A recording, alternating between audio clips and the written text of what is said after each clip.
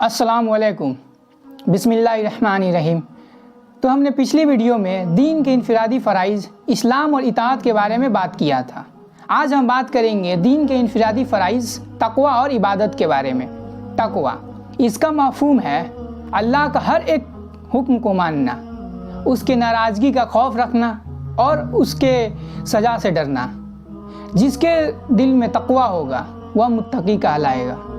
اس کے بارے میں اللہ سورہ آل عمران آیت نمبر 101 میں فرماتا ہے، اے ایمان والو، اللہ کا تقوی اختیار کرو جیسے کہ اس کے تقوی کا حق ہے، اور تمہیں موت نہ آئے مگر اس حال میں کہ تم مسلم ہو۔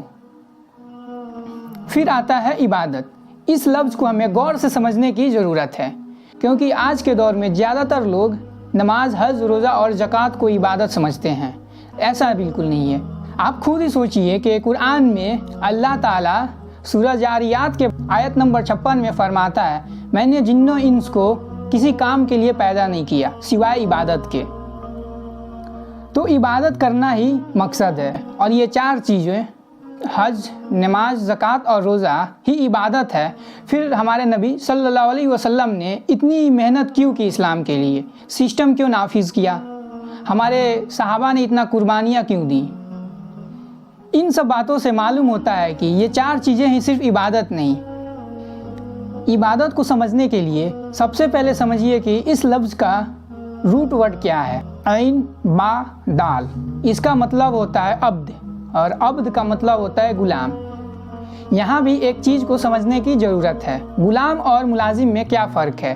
ملازم اسے کہتے ہیں جو کسی خاص وقت میں ہی آپ کے ساتھ ہو، آپ کا کام کرے اور آپ اسے اس کے بدلے تنخواہ دیتے ہیں۔ وہ اس خاص وقت کے بعد آپ کا ملازم نہیں ہوتا۔ اس خاص وقت کے بعد اسے کچھ بھی کہیں وہ نہیں کرے گا، لائک جاب۔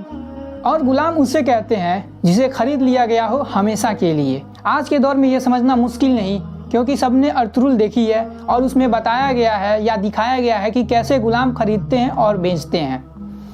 اور اسی کو اللہ نے کہا ہے، ہم نے مومن کی جان جنت کے بدلے خرید لی ہے۔ تو عبادت نکلا ہے عبد سے، اور اس کا مطلب ہوتا ہے غلام، اور غلام ہمیشہ غلام ہی رہے گا۔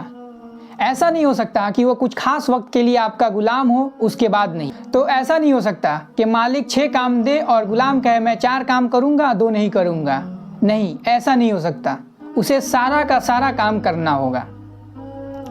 تو ان سبھی باتوں کو ہم سورہ جاریات کے اس آیت کے روشنی میں سمجھیں تو ہمیں معلوم پڑتا ہے کہ ہماری زندگی کا مقصد صرف اللہ کی عبادت کرنا، یعنی اللہ کی غلامی کرنا ہے، کیونکہ اللہ نے صاف صاف کہا ہے، میں نے جن و انس کو اپنی عبادت کے لیے پیدا کیا ہے۔ اور عبادت کا مطلب ہے غلامی۔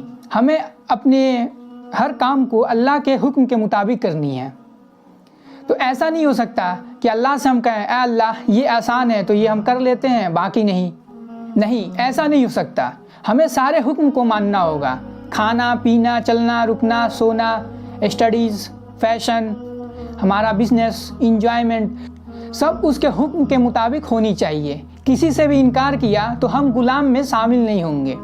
اس کے بارے میں سورہ بقرہ آیت نمبر 285 میں اللہ صاف صاف فرماتا ہے کہ تم کتاب کے ایک حصے کو مانتے ہو اور ایک حصے کو نہیں، تو جان لو جو کوئی بھی تم میں سے ایسا کرے گا تو اس کی سزا اس کے سوا کچھ نہیں کہ اسے دنیا میں ہی ذلیل و خوار کر دیا جائے، اور قیامت کے دن اسے شدید دردناک عذاب میں جھونک دیا جائے۔